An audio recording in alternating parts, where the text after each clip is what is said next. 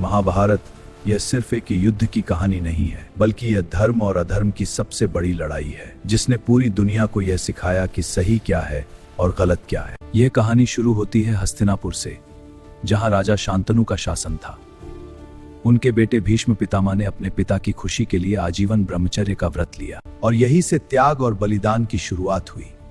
आगे चलकर हस्तिनापुर की गद्दी पर, लेकिन धृतराष्ट्र अंधे होने के कारण राजा नहीं बन सके और पांडु को राजा बनाया गया। पांडु के 5 पुत्र थे, युधिष्ठिर, भीम, अर्जुन, नकुल और सहदेव, जिन्हें पांडव कहा जाता था। वहीं धृतराष्ट्र के 100 पुत्र थे, जिनमें सबसे बड़ा था दुर्योधन। बचपन से ही दुर्योधन पांडवों से जलता था और उन्हें खत्म करना चाहता था। गुरु द्रोणाचार्य के आश्रम में सभी राजकुमारों ने युद्ध कला सीखी, जहां अर्जुन सबसे श्रेष्ठ धनुर्धर बने। समय के साथ दुर्योधन की ईर्ष्या बढ़ती गई और उसने पांडवों को लाक्षागृह जैसी साजिश रची। हमें यहाँ से निकलना होगा। लेकिन पांडव बच निकले। द्रौपदी, हम सब तुम्हें अपनी पत्नी के रूप में स्वीकार करते हैं। मैं भी आप सभी को पति रूप में स्वीकार करती हूं। विवाह से विवाह किया, जो 5 भाइयों की पत्नी बनी। यहीं से कहानी और भी जटिल हो गई। फिर आता है महाभारत का सबसे बड़ा मोड़, जुए का खेल। युधिष्ठिर जुआ खेलने के लिए गया।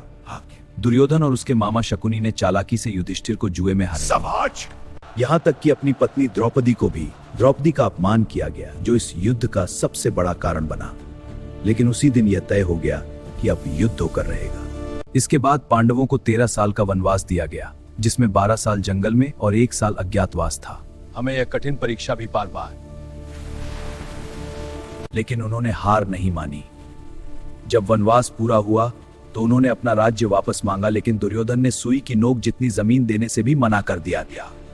अब युद्ध में दोनों सेनाएं आमने सामने खड़ी। एक तरफ कौरव की विशाल सेना थी और दूसरी तरफ पांडवों की सेना, जिसका मार्गदर्शन खुद भगवान कृष्ण कर रहे थे। हे कृष्ण, ये मेरे ही रिश्तेदार हैं। मैं इनके विरुद्ध युद्ध नहीं कर सकता। शरीर नाशवान है, आत्मा अविनाशी, इसलिए युद्ध करो। हाँ कृष्ण, धर्म के लिए लड़ना ही सच्चा कर्तव्य है। युद्ध शुरू हुआ और 18 दिनों तक चला। भीष्म पितामह, द्रोणाचार्य, कर्ण जैसे महान योद्धा इस युद्ध में लड़े। हर दिन भयंकर रक्तपात होता था। भीष्म को शिखंडी की मदद से हराया गया, द्रोणाचार्य को छल से मारा गया और कर्ण को अर्जुन ने युद्ध में पराजित किया। भीम, तू अकेला क्यों आया? तेरे वध के लिए। जिसे भीम ने गदा युद्ध में हराकर मार दिया।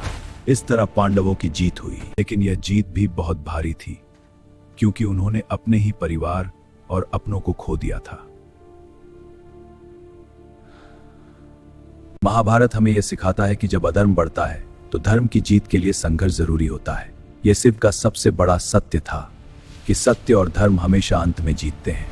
दोस्तों, यही थी महाभारत की पूरी कहानी। अगर आपको ऐसी और पावरफुल हिस्ट्री वीडियोस देखनी है तो चैनल को सब्सक्राइब जरूर करें।